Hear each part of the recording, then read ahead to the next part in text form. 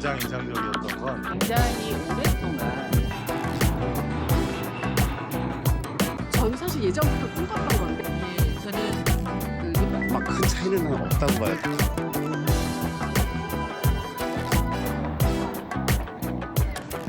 와 선생님 저는 어제 어려움과 기쁨을 함께 공유하고 나누는 노동자들의 공지하나 풀빵이 일본을 방문했습니다. 노동공지하나 풀빵이 회원들과 함께 몇 달에 걸쳐 공제회 제도와 의회에 대해 공부하고 그 마지막 일정으로 일본에 연수를 왔습니다. 일본은 일찌감치 노동공제회가 발전한 곳입니다. 1940년대에 처음 출발했다고 하니 그 역사가 80년이 넘어갑니다. 다양한 공제회 모델이 지역 곳곳에 발전해 있고 노동자들이 중심이 되어 은행도 운영하고 있다고 합니다. 공제회가 한국보다 조금 더 일찍 발전한 일본을 방문해 일본의 장점을 배우고 또 한국만이 잘할 수 있는 것이 무엇인지도 찾아보려 합니다. 여기로 줄 서면 되나요? 탑승권 확인할게요.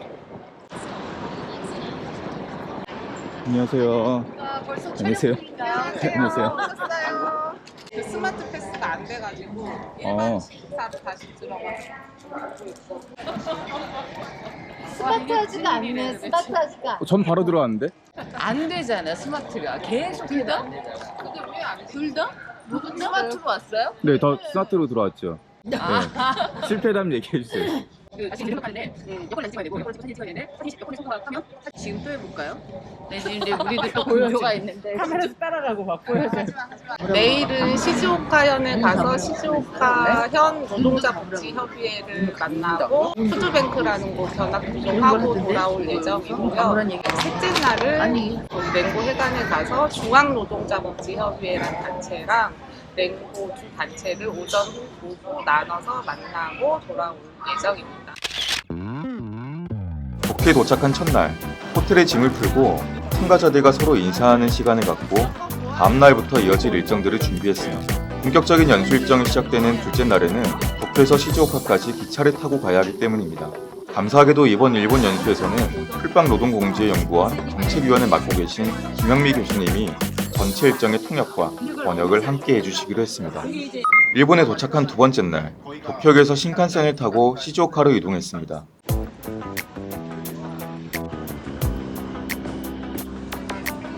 여기 신칸센은 북쪽으로 가는 거는 초록색, 남쪽으로 가는 건 파란색이에요. 저희는 남쪽이에요. 저희가 다행히 일찍 도착했습니다. 아무런 문제가 없어서. 신칸센은 한국으로 치면 KTX와 같다고 보시면 됩니다. 다만 KTX보다는 좌석이 조금 더 넓은 게 특징입니다. 시즈오카 근방에 후지산이 있다고 하는데 과연 후지산을 볼 수 있을지 궁금합니다. 쟤야.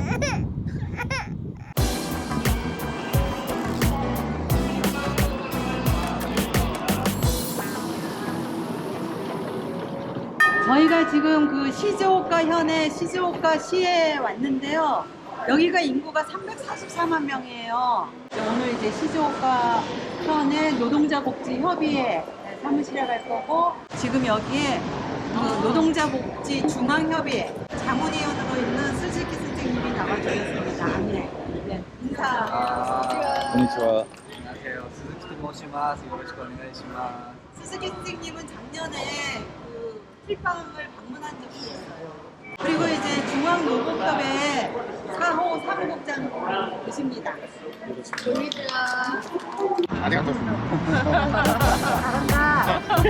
잘한다.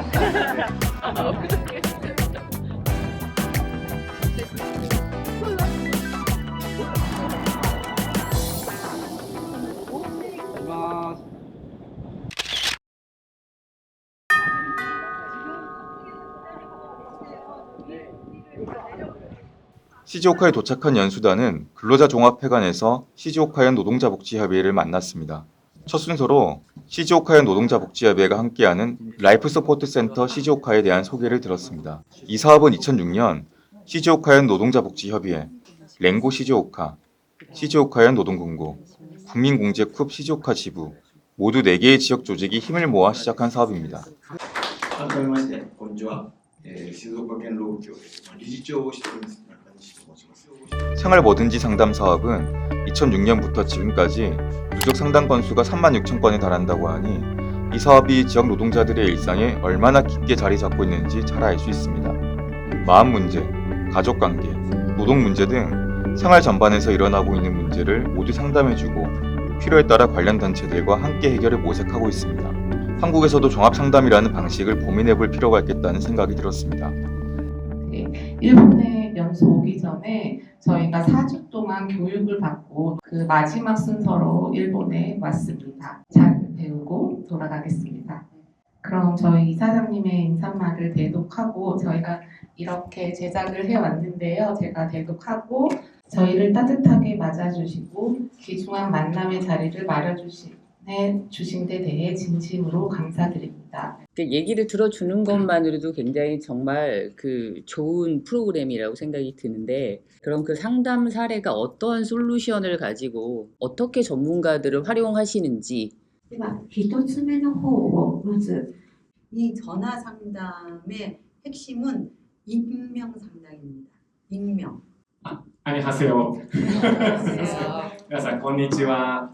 그리고 시즈오카에서 활동하고 있는 푸드뱅크 후진 오코니를 함께 만날 수 있었습니다. 푸드뱅크는 잘 알려져 있다시피 안전하게 먹을 수 있는 음식인데도 불구하고 판매 가치가 낮아졌다는 이유로 어쩔 수 없이 처분되는 식품을 기증받아 필요한 사람에게 전달하는 활동을 하는 단체입니다.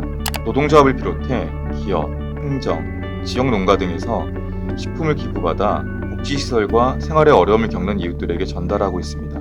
특히 인상적이었던 것은 학생들을 대상으로 진행하는 푸드 드라이브 체험 교육이었습니다. 학생들이 직접 식품을 분류하고 기부 과정을 경험하면서 어린 시절부터 나눔과 푸드뱅크의 의미를 자연스럽게 배울 수 있도록 하고 있었습니다. 전달하시는 네, 거예요. 저희 일본 연수단에서 같이 모은 후원금입니다. 네. 저걸 들고 지금 2개를 다 찍네. 네, 찍을게요. 능력자야. 하나, 둘, 셋.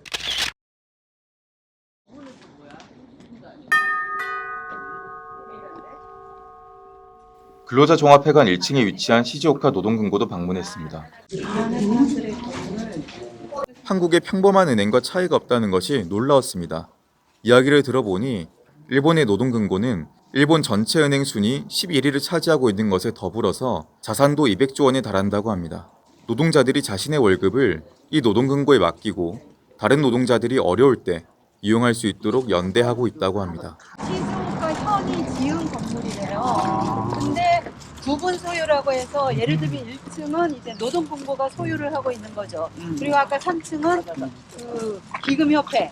이게 우리나라하고 결정적인 차이예요. 우리나라는 평화은행을 한국노총이 이제 70년대 말 80년대 추진을 했어요. 근데 왜 실패했냐? 평화은행보다 더 금리가 높은 곳에 노동자들이 다 재금을 해. 근데 여기는 노동금고가 생긴 다음에 노동조합에서 우리들의 급여 통장을 이 노동금고로 하자. 그러니까. 이런 식으로 계속해서 시즈오카에서 무엇보다 인상적이었던 것은 다양한 노동단체들이 함께 연대하여 노동자, 시민들의 다양한 요구에 맞는 서비스들을 개발하고 또 제공하고 있다는 점이었습니다. 가장 인상적이었던 건 일단 일본의 공제회나 그 푸드뱅크 같은 것들이 역사가 오래되다 보니까 그 지금까지 수없이 많은 시행착오를 겪어오면서 제도화되고 안정화되고 지속 가능성을 확보했다는 것을 확인할 수 있었어요. 아까 수업을 통해서 배웠던 그 급여 통장이나 재형저축 같은 것들을 노동자들의 자원을 토대로 해서 만들어냈다는 것. 이 시중은행 11번째 은행이 됐다는 건 우리나라에 있었던 시중은행을 보는 느낌인데 참 한편으로는 부러워요. 시즈오카에서의 일정을 모두 마치고 다시 신칸센을 타고 도쿄로 돌아왔습니다. 서울역이 여기랑 똑같은 건가요? 그러니까 서울역이 여기랑 똑같은 거였으니까.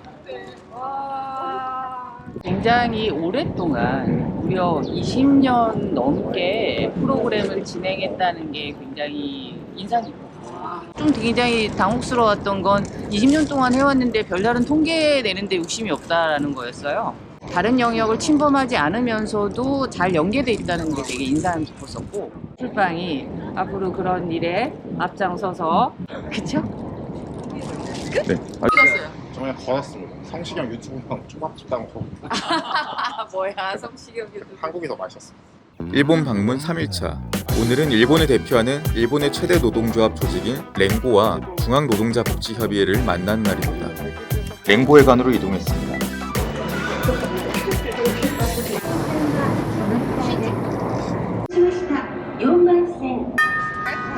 아 선생님 우리를 정말 안 해주시려고 일부러 이렇게 뭐 아니죠.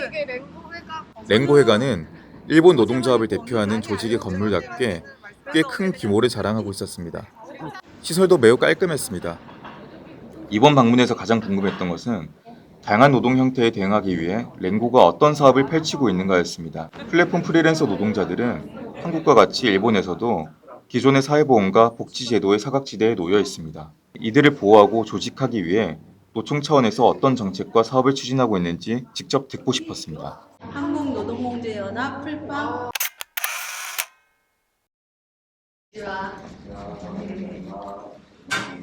konnichiwa. 랭고는 프리랜서 의식 실태조사, 프리랜서 보호법 제정운동 등 다양한 활동을 펼치고 있었습니다. 그중 무엇보다도 프리랜서를 대상으로 하는 워큐 공제라는 것을 시행하고 있었습니다. 랭고는 워큐 공제를 통해 1인 프리랜서도 단체로 취급해 연회비 3,000엔이라는 저렴한 공제비로 다양한 서비스를 이용하도록 하고 있었습니다. 사망보장, 입원보장, 경조사, 주택지혜 등의 지원을 하고 있는 점은 우리 풀빵과 비슷하다고 할 수 있습니다. 아직 사업이 초기 단계여서 회원 규모가 크진 않지만 일본의 랭고 역시 노동 형태가 다양해진 환경 변화에 맞춰 새로운 도전을 하고 있음을 알 수 있었습니다. 이어서 중앙노동자복지협의회도 만날 수 있었습니다. 줄여서 중앙노복협이라 부르는 이 단체는 노동자 복지 증진을 목표로 다양한 노동단체와 생활협동조합 등이 함께 모여 만든 조직입니다. 현재 12개 사업단체와 46개 노동단체가 함께하고 있으며 일본 전국 47개 도도부현에서 지역별 노동자 복지협의회를 운영하고 있습니다. 복지는 하나라는 기조 아래 노동조합과 공제, 협동조합, 복지사업이 하나의 네트워크를 이루어 오랜 시간 함께 성장해온 점이 특히 인상적이었습니다. 관계자들의 이야기를 들으며 한국에서도 이러한 모델을 바탕으로 더 많은 단체들이 힘을 모으고 노동공제가 전국 곳곳으로 확산되길 바라는 기대감이 생겼습니다.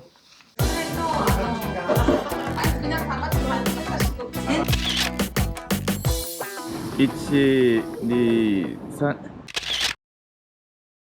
그 용어나 노동조합 그다음에 노동자 이런 용어가 조금 다를 뿐이지 일본하고 사실은 아마 큰 차이는 없다고 봐요. 다만 세월이 지나면서 그걸 적용하는 문제가 좀 이제 그 정권에 따라서 조금 달랐지만 우리나라도 이제 아직 그 조직되지 못한 노동자들 그다음에 비정규직 프리랜서 한 800만이 넘는다는 데이터를 내가 본 적이 있는데 그 종사하고 있는 여러 노동자들을 규합할 수 있는 제도 법을 만든다든지 또는 우리가 이제 조직 활동을 한다든지 이런 거에 노력을 해야겠다라는 생각을 많이 했어요.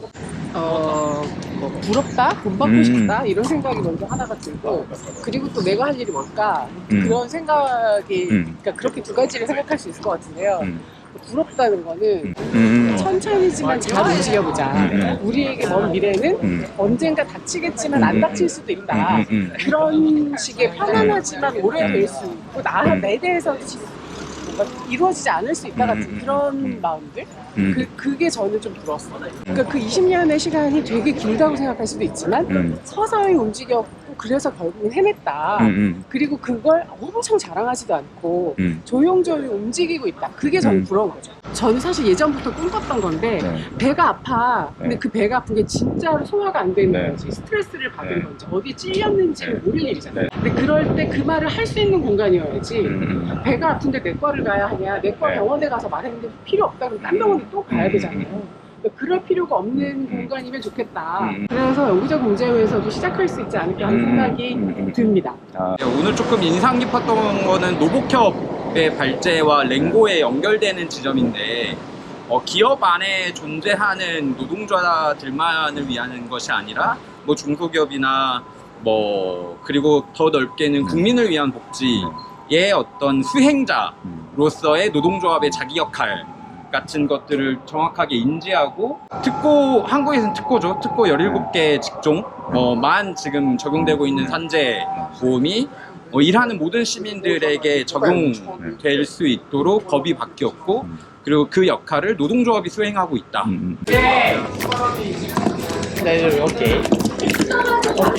공식적인 일본 연수 일정을 마치고 참가자들과 뒤풀이를 하며 일본에서 보고 배운 것에 대해 토론하기도 했습니다.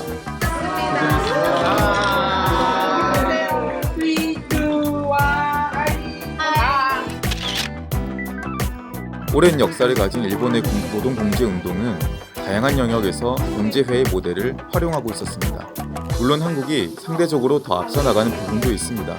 올해부터 시행된 노란봉투법이나 최근 입법이 논의되고 있는 일하는 사람 기본법 등은 일본도 놀라움을 표할 정도로 선진적이라는 평가가 있었습니다. 그러니까 이제 이번에 섭외할 때도 그 이야기 하더라고요. 이제 오늘 말씀은 안 하셨지만 풀빵 소개 자료를 미리 일본어로 해서 다 넘겼는데 회원수도 늘고 게다가 이제 이재명 정부가 돼서 일하는 사람의 기본법 제정을 근데 어쨌든 일하는 사람의 기본법이라고 하는 걸로 접근하는 거는 상당히 좀 보편적으로 앞서간 부분이잖아요. 한국의 상황을 알 수 있게 해줘서 너무 고맙다. 자기네가 배울 게 많다.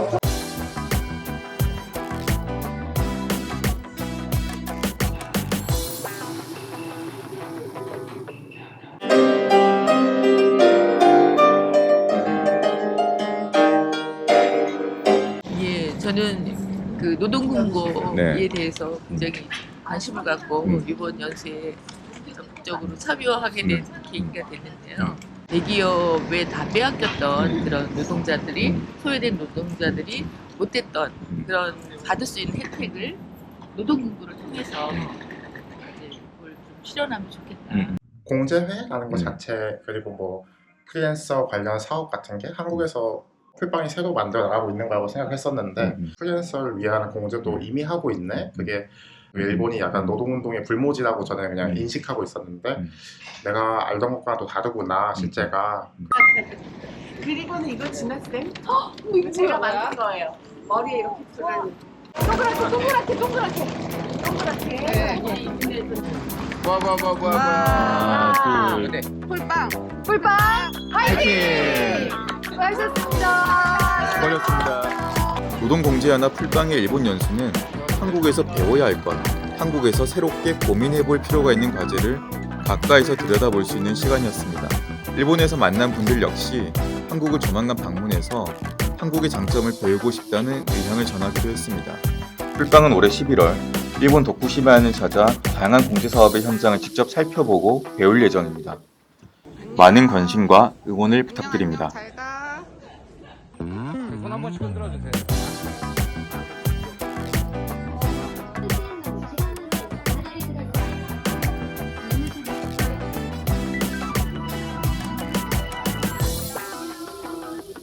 이제 가는구나.